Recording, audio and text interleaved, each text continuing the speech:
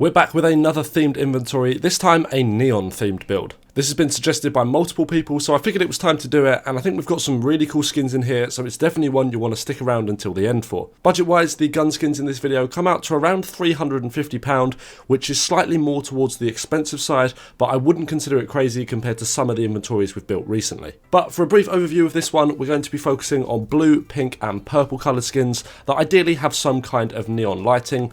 But of course, not every gun has this, so I'll be filling the gaps when and where we need to with weapon skins that fit the overall colour scheme. And just quickly, in the last episode I asked you to drop your Steam or Discord in the comments and I'd select someone to win the contents of a case that we are unboxing now, so congratulations to Zombie Spy 17, you've won yourself an SG skin, so I'll message you on Discord to get that sent over. Again, drop your Steam or Discord down below to enter the next episode's case opening. Right, let's kick it off with our pistols, starting with the Glock 18 Neo Noir for £11.30 in field tested. However, the Vogue for £6.25 in minimal wear also works fairly well. On the USPS, the Neo Noir works well here too, costing £18.37, but the blueprint and target acquired could also be considered.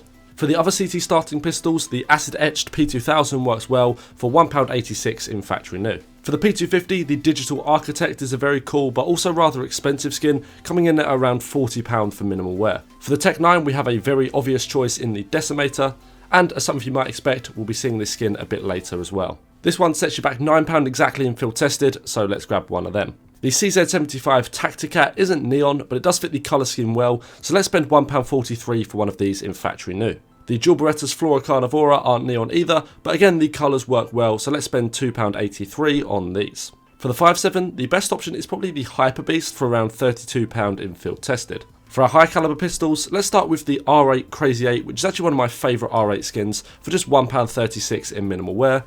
And then let's round it out with the Deagle Ocean Drive for £24.82 in field tested. Right, SMG's time, and let's start with what you probably expected, the Mach 10 Neon Rider for £6.79 in minimal wear. On the CT side, we have the MP9 Starlight Protector for £12 and 3p in minimal wear, which sort of works here with the colourful unicorn decal on the gun. The MP7 Neon Plier is another easy neon skin to add to this loadout for just £2.40 in minimal wear. A cool but expensive option is the P90 Death by Kitty, which can be picked up for around £32 in field tested. The PP Bison Fuel Rod for £1.59 in minimal wear kind of breaks the colour scheme of this build, but the bottom of the gun sort of glows neon green, so I've included it for that reason. For the UMP, the Wild Child is an easy pick for this inventory, costing £7.95 in field tested. And lastly, for our subs, we have the MP5 Phosphor, which works so well in this inventory I couldn't leave this gun out, and this will set you back £5.76 for minimal wear. Onto our rifles now, and let's pick up the second of the Decimator skins in this video for the M4A1S. This will cost you £15.37 for minimal wear, so it's not too bad price wise. For the standard M4, the In Living colour works well here and is slightly cheaper at £13.44, also in minimal wear. Finishing off the CT side rifles, we have the FAMAS Pulse for £6.42 in factory new, and also the AUG Death by Puppy for £8 in minimal wear. On the T side, let's kick it off with the AK-47 Neon Rider for around £36 in field tested. The SG features a second Pulse skin, this one a bit cheaper at £4.23 for minimal wear. The Galil Sugar Rush is quite expensive at around £36 for field tested, but it is a really cool skin and does fit this inventory very well. Lastly, for our snipers, let's pick up the Scout Fever Dream for just £1.82 in factory new. However, the Turbo Peak works well here too for £7.99 in minimal wear. Lastly, for our AWP, let's pick up the Chromatic Aberration skin for around £27 in minimal wear.